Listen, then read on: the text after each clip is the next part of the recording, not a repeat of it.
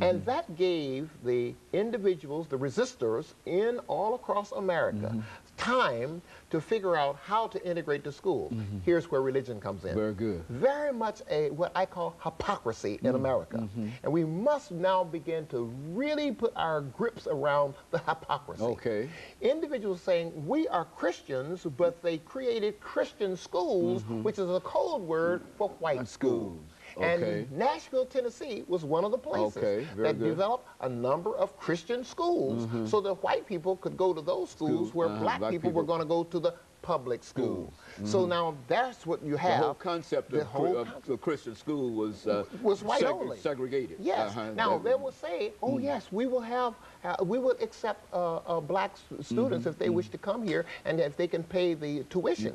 And a number of test cases, and I was a part of those test cases where we, and Atlanta, Georgia was one of the places where a hotbed in the 1960s, where individuals just resisted that type of the integrated system. And so the white schools were set up, and they're still in existence today. You know, we know them in Nashville. We can drive around and see the white Christian academies, and they were created for that purpose. Primarily in the 1960s for that, yes. Now, however, with busing having been a part of this experience, white students were in certain places, black students were in certain places, and we bused white students and black students to schools where they could be together, just like we have the dolls here.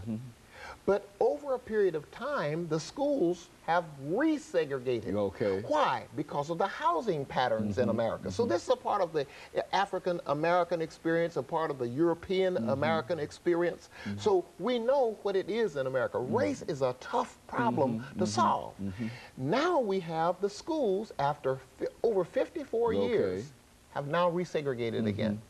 What's the problem? We have in the school systems every year when we have statistics that come out from across the country, white students are 10 percentage points ahead of their black counterparts, by 10 points in reading, 10 points in math, and so on.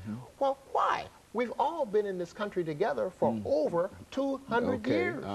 So why is it that, and then we've had over 50 years of so-called integrated education. Very good. And yet our students are still not on parity. We're not equal. Now we had the separate but equal situation, but we never got we had the separate part, but we never got the equal part. Now here we are looking at the year 2000 and beyond, and this is the 21st century.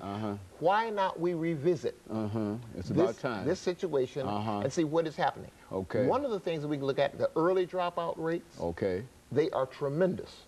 Horrendous even.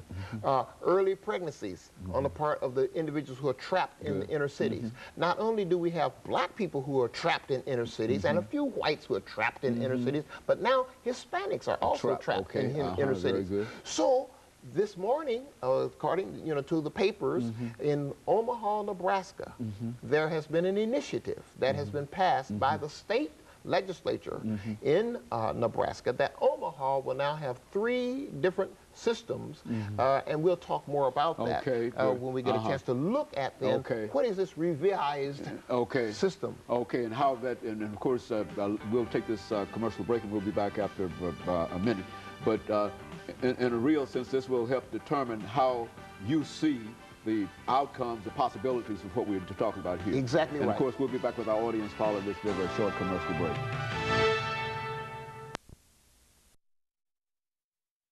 We're talking to Dr. William Hardy.